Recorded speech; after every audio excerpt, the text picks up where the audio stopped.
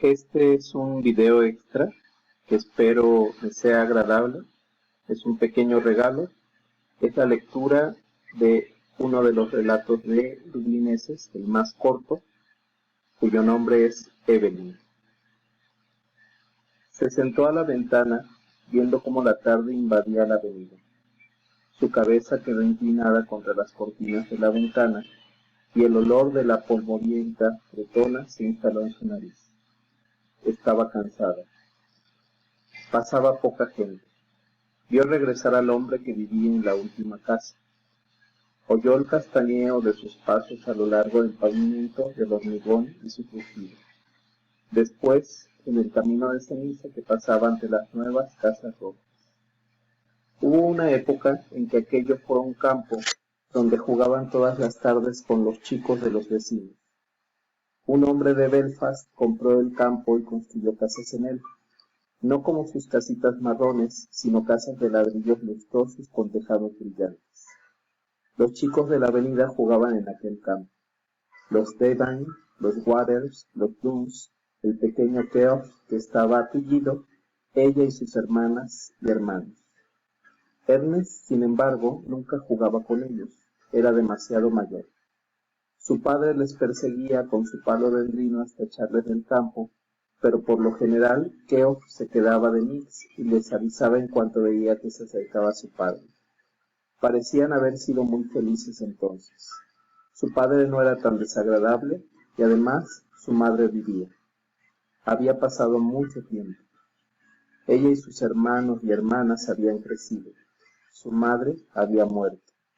Tizzie Dunn había muerto también y los Waters habían regresado a Inglaterra. Todo cambia. Ahora ella se iba a ir como los demás. Iba a abandonar su hogar. Hogar.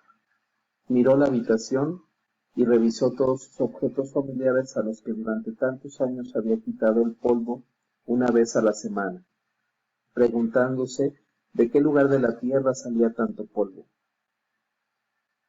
Quizá no volvería a ver jamás esos objetos familiares de los que nunca había soñado en separarse, y sin embargo no había sido capaz durante todos esos años de averiguar el nombre del cura cuya amarillenta fotografía colgaba de la pared sobre el estropeado armario, junto a la coloreada estampa con las promesas hechas a la bendita Margarita María Alacoque. Se trataba de un amigo de la escuela de su padre. Siempre que mostraba esa fotografía a las visitas, su padre añadía de paso: ahora está en Melbourne. Había llegado el momento de irse de casa, de abandonar el hogar. Era una decisión juiciosa. Intentó sopesar cada aspecto de la cuestión.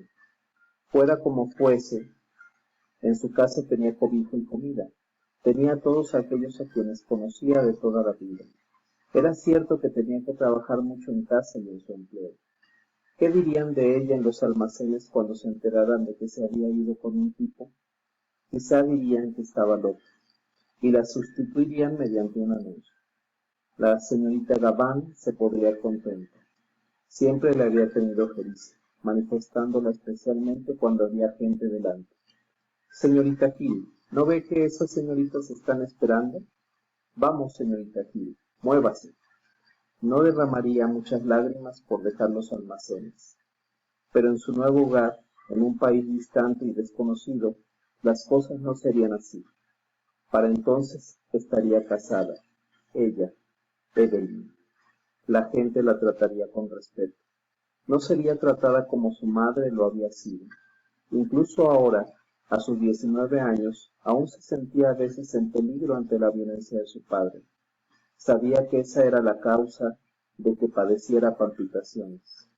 Cuando estaban creciendo nunca se había metido con ella, como lo hacía con Harry y con Ernest, porque era una chica. Pero después comenzó a amenazarla y a decir lo que le haría en nombre de su madre muerta. Y ella se había quedado sin nadie que la protegiera. Ernest había muerto y Harry, dedicado al negocio de la decoración de iglesias, estaba casi siempre fuera. Además, la inevitable disputa en torno al dinero de los sábados por la noche había empezado a hartarla de un modo atroz. Ella siempre entregaba todo su salario, 7 chelines, y Javi enviaba siempre lo que podía. El problema estaba en sacarle algún dinero a su padre.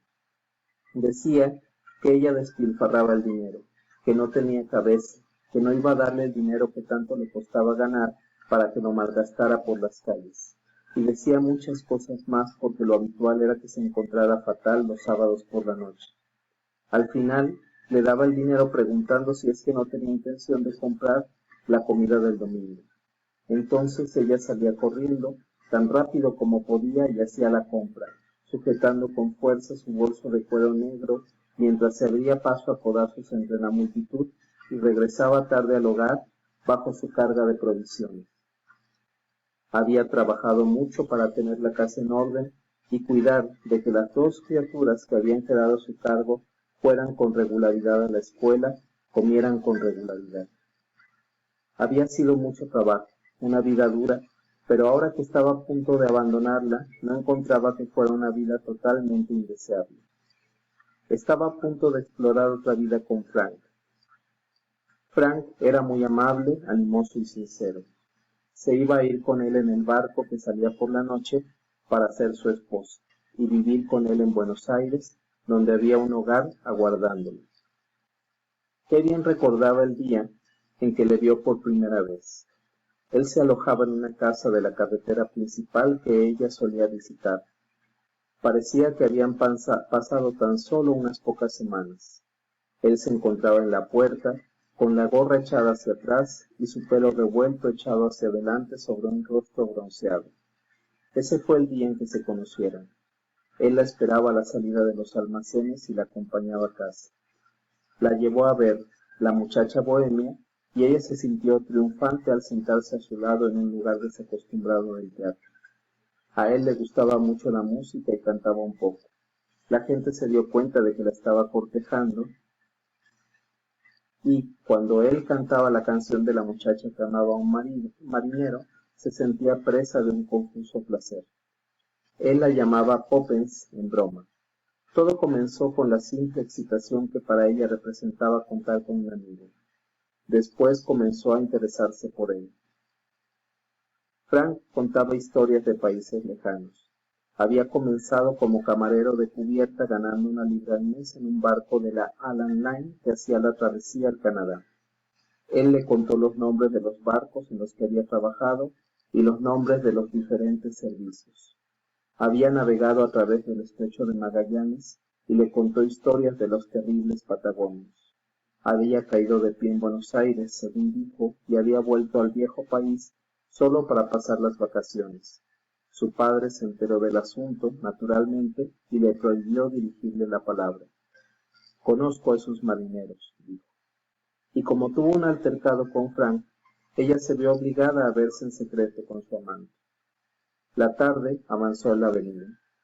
El blanco de las 2 cartas que guardaba en su regazo comenzó a oscurecerse. Una era para Harry, la otra para su padre. Había notado que su padre se estaba haciendo viejo, la echaría de menos. A veces podía ser muy amable. No hacía mucho, cuando se vio obligada a guardar cama todo un día, le leyó un cuento de fantasmas y le hizo tostadas en el fuego. Otro día, cuando su madre vivía, se fueron todos de excursión a la colina de Hall. Aún recordaba cómo su padre se puso el sombrero de su madre para divertir a los críos. Se le estaba haciendo tarde, pero continuó sentada a la ventana, inclinando la cabeza contra la cortina, inhalando el olor de la polvorienta cretona. Podía oír la música de un organillo en el otro extremo de la avenida. Conocía la canción. Qué curioso resultaba oírla precisamente esa noche, recordándole la promesa hecha a su madre, la promesa de mantener unido el hogar todo el tiempo que pudiera. Recordaba la última noche de la enfermedad de su madre. Se vio de nuevo en la cerrada habitación oscura, al otro lado del vestíbulo, a la que llegaba una melancólica canción de Italia. El organista recibió 6 peniques y la orden de marcharse. Recordó a su padre de vuelta a la habitación del enfermo, diciendo: «Malditos italianos, mira que plantarse aquí a tocar». Absorta en la penosa visión de su madre, el hechizo de aquella vida llena de sacrificios ordinarios que concluía en un delirio final, la alcanzó en lo más vivo de su ser. Se estremeció al oír de nuevo la voz de su madre diciendo constantemente, con enloquecida insistencia, «Berebaum centum, Berebaum centum». Se levantó en un súbito impulso de terror. «Huye», debía huir. Frank la salvaría. Él le daría la vida, quizá amor también. Pero ella quería vivir. ¿Por qué había de ser desdichada? Tenía un derecho a la felicidad. Frank la tomaría en sus brazos, la estrecharía en sus brazos.